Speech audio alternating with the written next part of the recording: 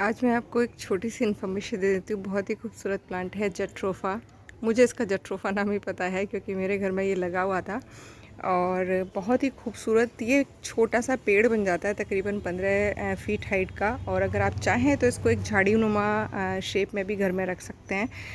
अगर ज़मीन में लगाते हैं तो बहुत ही अच्छा है, नहीं लगाते हैं तो ये 12 से 15 इंच के गमले में बहुत अच्छे से चल जाता है। लगाना इसको इतना आसान होता है, ये बहुत ही आसानी से कटिंग से और बीज से तैयार हो जाता है। देखिए बीज इस तरीके से इसके ग्रीन कलर के आते हैं और थोड़े से ये ब्राउन होने के बाद में इनको हम मिट्टी में स्प्रिंकल कर देंगे तो ये कहीं भी उग जाता है। और इस पौधे की कहानी बताती हूँ। इधर मेरा घर है और ये पड़ोसियों का घर है। मेरे घर में एक बहुत बड़ा पेड़ उगा हुआ था जो कि किसी कारणवश कटवा दिया था मेरे फादर इन लॉ ने। तो पड़ोसियों के यहाँ बीज गिरा। आपको पता है बीज में कितनी शक्ति होती है कि जहाँ गिरता है और एक बार जर्मिनेट हो जाए तो वो अपना भोजन पानी सब कुछ ले लेता है। पड़ोसियों के घर में गिरा और वहाँ पर ये एक छोटा सा मिनी देखिए एक पेड़ की तरह से तैयार हो रहा है और इस पर फ्लावरिंग हो रही है। और मैं सुबह से इस पौधे को देख रही थी और मुझसे रहा नहीं गया। मैंने इसके फ़ोटोज़ ले लिए, वीडियो भी मैं बना रही हूँ क्योंकि किसी ने पूछा है कि मैम लगाते कैसे हैं। तो बहुत ही आसान है। आपको ये पौधा कहीं भी मिल जाएगा, रोड साइड पर मिल जाएगा, पार्क्स में मिल जाएगा, किसी के घर पे भी मिल सकता है। आप इसकी कटिंग ले आइए। एक तो सबसे अच्छी बात है कि ये 12 महीने फूल देता है। 12 महीने इस पर फूल आते रहते हैं। एक सीज़न आता है जब इसकी पत्तियां ड्राई होकर गिर जाती हैं। उस टाइम पर आप इसको प्रून कर दीजिए। प्रून करने के बाद ये फिर से बुशी हो जाता है। और हार्डनेस की बात करूँ तो ये इतना हार्डी है।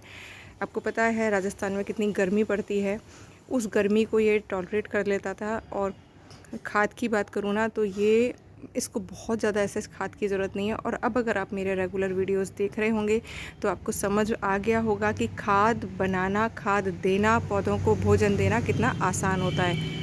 एनपीके, डीएपी, फ्ला डिका ये सब कुछ भी देने की ज़रूरत नहीं है। कहीं से भी मिल जाए तो ढेर सारी पत्तियाँ ले आइए, थोड़ा सा उसमें किचन वेस्ट मिलाइए और पौधे के आसपास दवा दीजिए। और फिर देखिए आपके पौधे फल भी देंगे, फूल भी देंगे और पत्तियाँ भी सुंदर सुंदर आएंगी। तो ये मेरा तरीका है पौधों को खाद देने का। और इस पौधे की सबसे अच्छी चीज़ दूँ ना, एक तो ये बीज को बहुत अट्रैक्ट करता है। बटरफ्लाइज और बीज आपको, मधुमक्खियाँ आपको पूरे टाइम इस पौधे पर नज़र आएंगी। दूसरी चीज़ इस पौधे में जो टेलर बर्ड और सनबर्ड होती हैं वो बहुत आती हैं। मतलब अगर आपके घर में ये बड़ा पेड़ है ना तो आप सुबह के टाइम देखेंगे इस पर छोटी छोटी सी चिड़ियाँ आएंगी और आपके जो भी आसपास की ब्यूटी है उसको बहुत बढ़ा देती हैं। बीज आप देख ही रहे हैं, देखिए कंटिन्यूसली वो बैठी हुई है, आ रही हैं, जा रही हैं। पॉट में लगा हुआ है तो देखिए पानी का ध्यान रखना पड़ेगा। अगर ज़मीन में है तो ये सब चीज़ अपने आप ज़मीन के अंदर से ले लेगा, बहुत ज़्यादा टेंशन करने की ज़रूरत नहीं है। और मेरे घर में ये तकरीबन 18 साल ये पौधा रहा, कभी कोई पेस्ट अटैक मैंने नहीं देखा, कभी कोई स्प्रे नहीं किया इस पर मैंने, बहुत अच्छे से चलता रहा। और पिछले कई सालों से ये इनके घर में लगा हुआ है हमारे पड़ोसी के, तो ये भी बिंदास चल रहा है।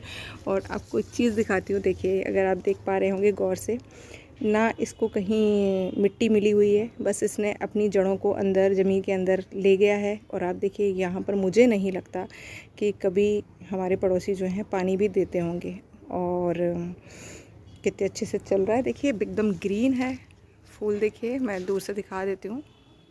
हर इसके उस पर ब्रांच पर फूल खिल रहे हैं और ये इसके सीड आ रहे हैं। तो अगर आपने नहीं ग्रो किया है तो आप इसको ग्रो कर सकते हैं। लेकिन अब मैं लास्ट में इसका थोड़ा सा सेफ पॉइंट दिखा देती हूँ। मेरे घर में ये 18 साल रहा, लेकिन मुझे नहीं पता था कि ये पॉइजनस है। तो मैं तो वैसे भी देखिए ग्लव्स नहीं पहनती हूँ, तो मैंने इसका जैसे हमेशा और प्लांट्स को मैं ट्रीट करती थी वैसे ही इस प्लांट को मैंने ट्रीट किया और खुले हाथों से खूब इसको छुआ है। और मैं ज़िंदा हूँ आज आपके सामने, सही सलामत हूँ।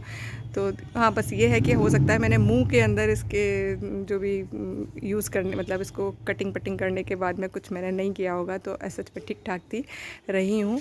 लेकिन हाँ, ये पॉइजनस होता है। इसका फूल, इसके पत्ते, इसके अंदर से दूध टाइप का निकलता है, सैप निकलता है और इसके बीज भी जहरीले होते हैं। लेकिन मुझे जहाँ तक लगता है ये इकोसिस्टम के लिए बहुत ही शानदार प्लांट है, बहुत ही खूबसूरत प्लांट है। मधुमक्खियाँ आप देख ही रहे हैं आ रही हैं, तो ये बीज के लिए बहुत अच्छा है, एनवायरनमेंट के लिए बहुत अच्छा है। तो अगर आप लगाना चाहें तो इसको लगाइएगा।